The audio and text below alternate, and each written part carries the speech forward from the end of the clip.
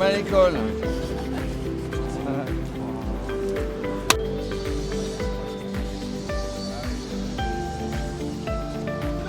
Voilà, il neige un petit peu, c'est le moment d'aller tous ensemble à la mer de glace. Voilà, le petit train, c'est pas celui-là qui va monter, hein. Évidemment, ouais. C'est un petit train rouge, je crois, plus moderne. On va s'amuser.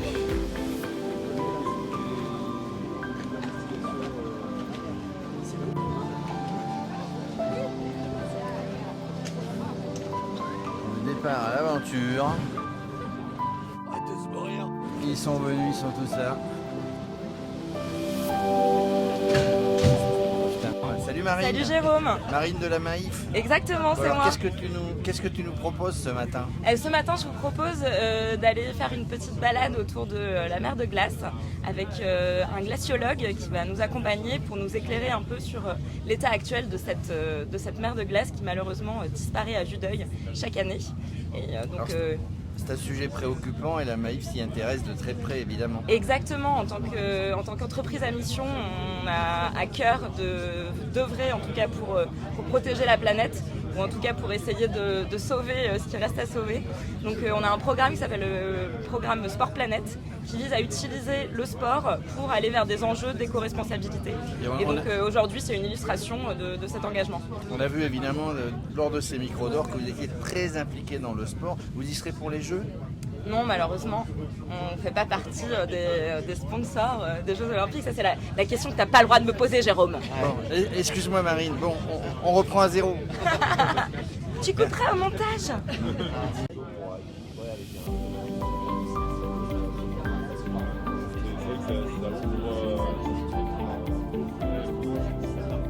Ce magnifique groupe de sportifs de haut niveau, ils sont là, ils sont tous là, ils sont venus, ils sont tous là.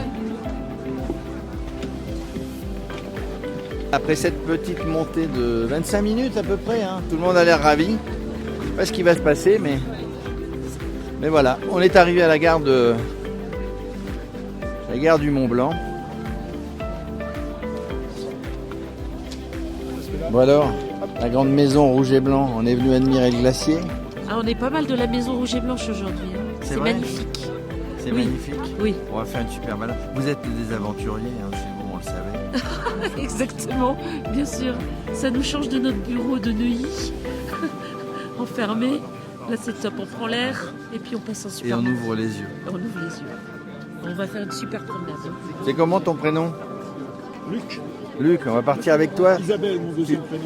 Isabelle, tu vas nous faire découvrir ce magnifique glacier. Donc bienvenue au Mont-en-Vert. Là, vous êtes à 1913 mètres. Alors ça, attendez. Ça se fait comme ça. Je sais pas, mais bon, c'est pas grave. Un deux, ça fonctionne. Oui. Voilà. J'aime pas trop ça, mais ça va bien. Donc, juste pour dire, le Mont-en-Vert 1913 mètres, ça veut dire l'envers de la montagne. Là, vous êtes devant. Vous avez de la chance, là, ça c'est un petit peu dégagé. Donc, la vallée de la mer de glace, le plus grand glacier français. On voit presque jusqu'à l'Italie. Pour les gens qui ne sont jamais venus, l'hiver, depuis l'aiguille du Midi, que vous avez peut-être vu hier, vous êtes arrivé quand vous aujourd'hui? Hier, vous avez vu l'aiguille du Midi hier. Et donc, de l'aiguille du Midi, on peut, avec un guide, pratiquer le ski jusqu'ici et jusqu'à Chamonix. 12 km de glacier et 17 jusqu'à Chamonix, c'est ce qu'on appelle la vallée blanche. La vallée blanche. Si la neige ne fond pas entièrement, il en reste à la fin de l'été. Ça s'accumule. Généralement, c'est plutôt au-dessus de 3300 mètres d'altitude. La neige s'accumule. Au pied de l'aiguille du Midi, il y a 30 à 40 mètres de neige. Ça veut dire 5 à 6 ans d'accumulation. Elle se tasse, elle fond, elle regèle, ça devient imperméable, on appelle ça de la glace. Tous les glaciers du monde résultent de ce mécanisme. À 1 km de nous, là, la rive droite. C'était le niveau du glacier il y a 200 ans. En 1820.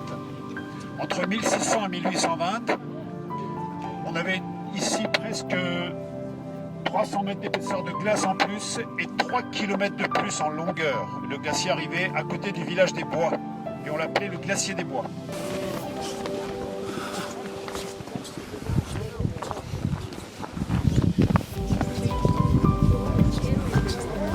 Bon, qu'est-ce que tu nous proposes? On va aller à les viaducs, tout on va là-bas. C'est un très joli viaduc, il y a un très joli point de vue pour voir les trains et les drones normalement. Pas aujourd'hui peut-être parce qu'il y a des nuages. Et c'est ça. Et après on va monter l'apéro. À l'apéro? Ah ouais. Après l'apéro. Ah, c'est important. Les deux. Avec de la glace? Ah peut-être. Il n'y a plus qu'un groupe, on a dit. Non, on va voir selon la neige. Ils regardent la neige en bas si c'est tout gelé ou pas. Je vous fais un speech, après on fait tous une photo là-bas. Je vous explique 3 minutes un peu le site, puisque Luc vous a plus parlé des glaciers en général. Site du Mont-en-Vert, 1900 mètres d'altitude. C'est un site qui a été démocratisé par les Anglais, un peu comme tout Chamonix. Historiquement, on venait ici en mule depuis le centre-ville de Chamonix. Depuis 108 ans, le train est en place. Vous avez vu, 25 minutes, ça monte tranquille, des wagons de 100 personnes. Deuxième site touristique de la région après l'Aiguille du Midi. Je ne connais pas le chiffre officiel, mais c'est plus d'1 million de personnes par an. Ici, Aiguille du Midi, c'est presque le double, je crois. 1,8 ou quelque chose comme ça. On peut glisser ici ou pas? Tu risques de tomber sur les fesses. Ah, à Blas Soyal? Ah, Dieu t'aime bien. Je peux passer ici ou pas? J'ai fait sport de l'extrême. Mais il y a de la neige en bas. Les chaussures qui vont bien? Bah écoutez, j'ai un peu les chaussures qui glissent, j'ai pas de très bonnes chaussures. Comme vous pouvez voir, regardez. Faudrait pas se blesser quand même. Il faudrait pas se blesser et comme j'ai expliqué, j'ai plus de carte vitale donc ça serait ballot quoi.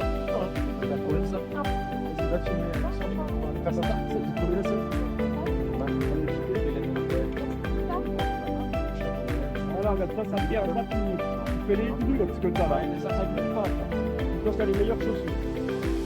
Ouais.